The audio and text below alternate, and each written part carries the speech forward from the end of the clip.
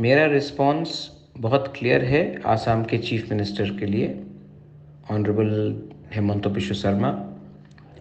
हम कम्युनिटी के बारे में बात करना चाहते हैं, कैबिनेट के बारे और मंत्री के बारे में बात नहीं करना चाहते हैं।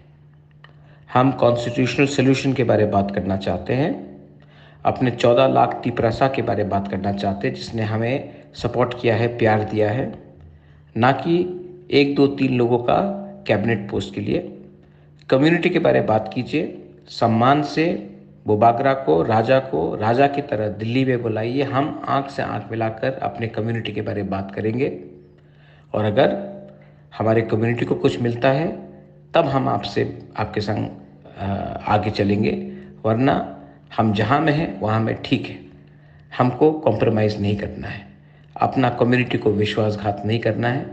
कॉन्स्टिट्यूशनल सोल्यूशन दीजिए, तब हम बात करेंगे। दिस इज़ बुबागरा, बेलाइनो हमबाई।